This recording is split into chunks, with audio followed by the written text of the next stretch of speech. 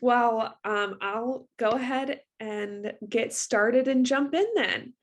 So, first of all, I am joined here today by Allison Holdorff Polhill, candidate for uh, Los Angeles City Council District 11. So, thank you so much for joining me.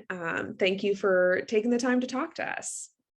Well, thank you so much for having me here. And I appreciate your organization. I'm a fan of the work that you all have been doing. Awesome. Well, thank you so much. And for folks who maybe haven't joined us before or don't know who Rise Together is, just stumbled upon this. Rise Together started because we know that the city is in crisis, but that it doesn't have to be this way. We want to and know we can create positive and lasting change in Los Angeles. A humongous part of that is being involved in local elections. And 2022 is a really, really special time to make that happen. There will be hundreds of thousands of new voters just because the municipal elections are going to be at the same time as federal and state elections. So our goal with these interviews is to just make it easier for people to get to know candidates and vice versa, and make the elections a little bit more accessible. With that, I do want to say as well, this is not part of our endorsement process, not an indication of support for or opposition to any candidates. And also an extra disclaimer in this race, we are just talking about just the regularly scheduled 2022 elections. I know obviously there is a recall, but we are not getting involved in that right now. We're just talking about 2022 regular scheduled municipal elections. So with that, I would love to start with the same question I always start with, which is, how does the work of a city councilor affect our everyday lives? Well, great question to start out with. And the work of your council member affects your everyday life in multiple ways. So one, health and safety, your ability to feel safe in your house, your ability to walk down the street and get a cup of coffee, your ability to go to the supermarket and buy groceries, your ability to ride your bicycle safely to do any one of those tasks, or your ability to drive in your car to pick up those things is also heavily impacted by the role and responsibility of your city council member. So I would say health and safety being the primary one, congestion, so traffic, and your environment. So literally the soil that your home or your apartment is built on, your parks, the air that you breathe, and the water that you're drinking.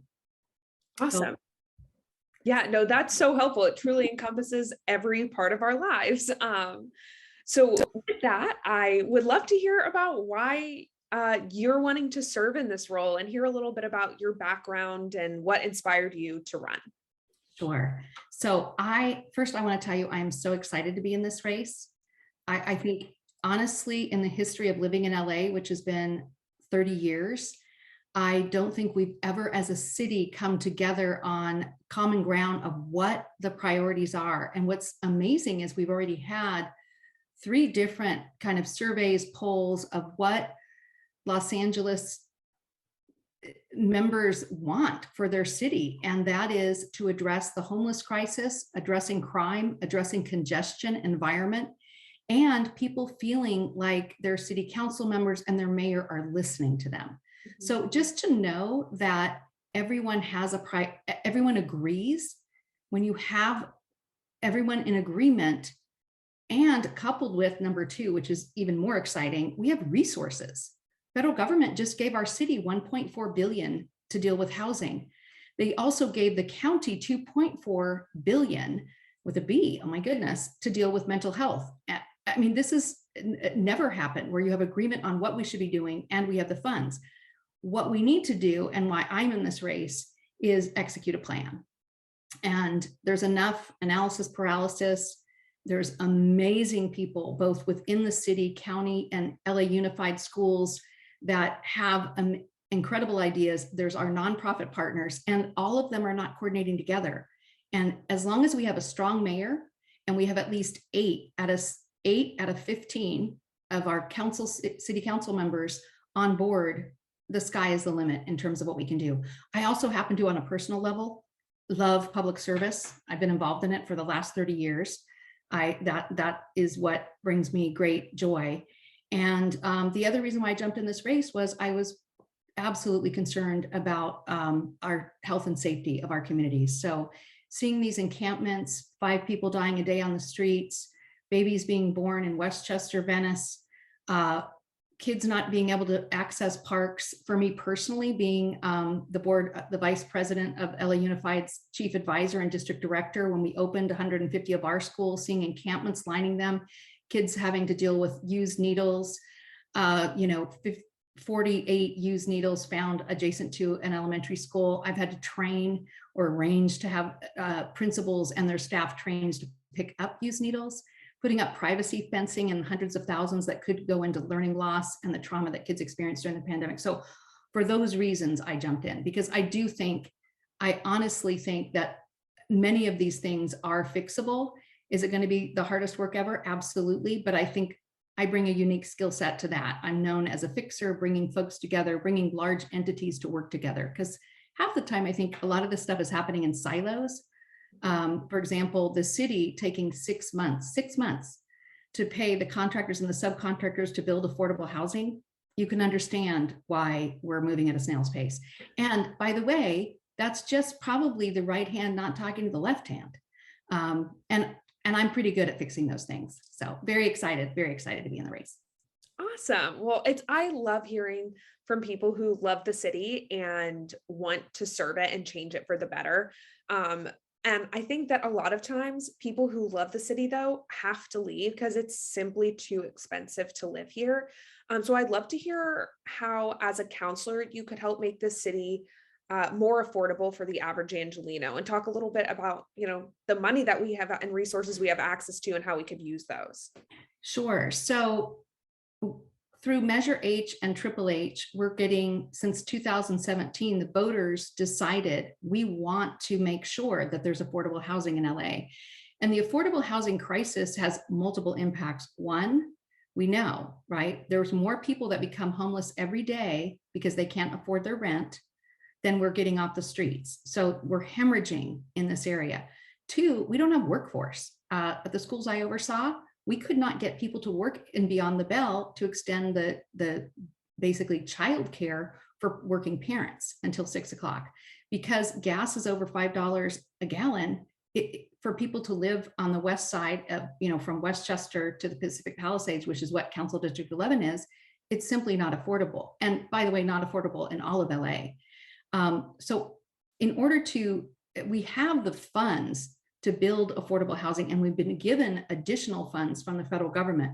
But in order to execute on that, we definitely have to think outside of the box. And one of those plans would be to look at what's called smart developments and livable communities initiatives, which is building in major thoroughfares like Pico that goes all the way down to downtown LA, and these other major thoroughfares, building communities like Playa Vista that have walkable communities that you can walk to the grocery store, the drugstore, and you can use a bicycle. Because oftentimes, and what's amazing is neighbors who will be threatened by affordable housing projects coming into their area.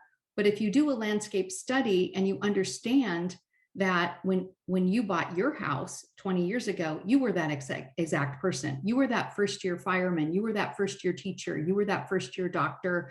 You were that first-year plumber, and you simply are priced out of the market. And I do think I've talked to a number of architects and developers who are simply priced out because we don't have, and this is the second tier, we don't have a community plan. We now have the state that is going to tell us how much affordable housing we have to build. We should know as a city, and we should be able to have a community relations arm. And this is what we have, by the way, at LA Unified. When we built 131 schools, we had a community relations arm of the facilities division that went into neighborhoods and explained why it was so important that we have schools. And it's definitely not something that should be taken lightly where we're building housing. It should be thoughtful. All types of developers, small, middle, and large, should be invited to the table. And what we have now, because we have no plan, is we have what we call spot zoning. And what that is kind of ripe for corruption, if you will, because you only can get a zone for affordable housing if you have an agreement with an individual council member. And that's really not a way to run a city. So I think that's something that could be fixed in short order. And I also think that we could create an advisory board of developers, housing experts, those who are unhoused, and members of the planning department and division, and come up with livable communities in a variety of different areas. We did this with the ADU projects, by the way. We eliminated zoning and we put in a lot of affordable housing, but that's not a solution for long-term affordable housing. That is really helpful. I truly think like every time I learn something new about ways that we can make the city more livable for people. Within that though, I think that there is also the issue of the fact that people just kind of don't trust the government for pretty understandable reasons, specifically around the series of indictments in the city council, in addition to just kind of the build of promises being made and then not being kept. So I would kind of love to hear about how you would plan to rebuild that trust amongst constituents as a city councilor. So to me, the most important thing, especially with public funds, is that as your council member, you're an ethical steward of those funds.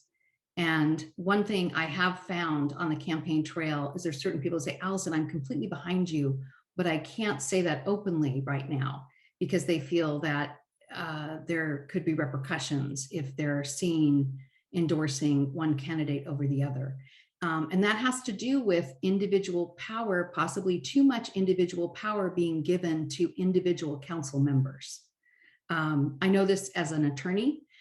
We have ethics, trained in ethics through the state bar, and you have to, update your education. So it is very important that that individual council members do not wield too much power. Kind of going back to what I was saying about spot zoning, when you don't have a master plan on how we're developing affordable housing, and it's up to individual council members, that's actually a lot of pressure for the council member alone. But I will tell you, and you have my promise as your council member, that ethics will be a top priority. And I do think being transparent, listening to your neighborhood councils, right? They're all elected people that work on these neighborhood councils from Westchester to the Palisades.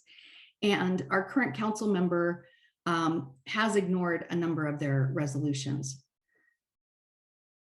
That is really helpful. I really think that, ethics is obviously the foundation to getting anything done, because if you don't have people bought in and trusting you, then what are we doing? And kind of going back and touching on a more specific example of kind of like the continuous eroding of trust. I think that the perfect example of that is homelessness in the city. Voters literally voted to tax themselves to help alleviate this issue. And yet we are seeing more people on the street than ever before. As you said, there are 5 people a day dying on the streets, which is just absolutely unacceptable anywhere, specifically in a very large and wealthy city. So I would love to hear kind of about your plan to tackle homelessness and how you want to care for the unhoused. Thank you. And my plan is actually right behind me. Amazing. The first thing I would do is declare a homelessness and humanitarian crisis, because that is 100% what we have now. We did this when we had the Northridge quake and the 10 freeway cracked in 2 places. We declared an emergency. We financially incentivized contractors to rebuild the 10. I know, because I had to work in downtown and I took the 105, which took quite a long time. And it was built in 90 days. Pandemic hits. LA Unified has 600,000 kids. We did not have individual digital devices for each kid to learn remotely. We were not that district. We did it overnight because we had to. Mhm. And just like with the pandemic, what's happening with, um, a variety of different things. We served 140 million meals, LA Unified, because we had to, because kids needed breakfast, lunch, and dinner. And we had 600,000 kids. This can be done by declaring a state of emergency. And I'm glad to see that was always on my website. That's something I said clearly when I announced that that is going to be done. Once we declare that emergency, we can harness all the resources that we have already, but we can do it on an expedited basis. And part of my plan is to have a strategy on the first part is, and this is in no particular order. That's why the circle, it doesn't have arrows or whatever, because it's not a do this first and then that. It's not a this or that, it's a this and that strategy. So the first one is to prevent homelessness. And just a quick example, Cedars-Sinai is a nonprofit hospital. They have a $30 million net. They did the landscape survey right before the pandemic, determined that the elderly homeless population was increasing because the city and county were actually condemning some of the frail room and board facilities that these folks lived in. We need to divert some of the money for housing, not just to go to new housing, but to go to rehabilitate and fix permanent, issues with these types of facilities. Also, we need to develop career skills. There's Venice Family Clinic did a great study on why are these people in poverty? Well, they don't have skills.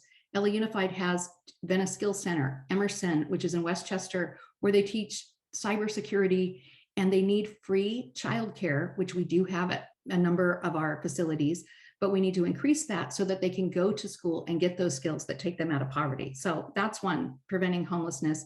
Two is fast tracking, which we already talked about a bit, permanent supportive housing by creating the advisory task force, adopting a plan with dates and deliverables. And then, yes, the mayor said years ago, we're streamlining the process. I've talked to all the developers. The process is not streamlined at all. It's mired in red tape. Again, that's where I have skill and expertise in working with a large governmental entity, actually much larger than the city. Our budget at LA Unified was 20 billion. The city's budget's only 11.4 billion, and building these livable communities. That's two. Three is providing temporary shelters to ensure, again, you get the task force together. We can do this. We brought kids back to school and we cut the class sizes in half, and we had to have tents at virtually all of our schools with electricity, et cetera. We did it overnight, and we can do it again with temporary shelters and ensure that no one's living there for 1 or 2 years longer. And then we need a pointed strategy to clear encampments and not to allow growth. We cannot, for reasons that you just pointed out, let these encampments linger. It is so dangerous and unhealthy for the people that live there. It's also dangerous and unhealthy for the people who live around these encampments. It's destroying businesses. It's overwhelming our hospitals. And we need to work with housing vouchers. We need to train more outreach workers. We can do this with LMU, UCLA. We can even do this through some of our adult education. We need to enforce no camping signs and provide diversion programs to deal with addiction and mental health issues. So those are many of the plan that I have behind me. And I can go into detail about that. But I think there's so many examples of how this can be done. And I'm known throughout my district from Westchester through the Palisades as the fixer, overseeing the communities of Westchester, Playa, Mar Vista, Del Rey, Marina Del Rey, Mar Vista, West LA, and the Palisades. So give me a meaty problem like that where people feel like they're breaking through a brick wall. We prided ourselves on responding to people within 24 to 48 hours. And these are like all cap emails. People are upset. Yeah. We didn't walk away. You talk to people. They're really upset about the loss of learning with their children and what we were doing with the encampments. Awesome. Well, thank you so much. I know we're pretty much out of time, but I do want to quickly give you a chance to let people know where they can find you. Oh, great. Perfect. So my website is AllisonForLA.com, and it's ALLISON for FORLA.com.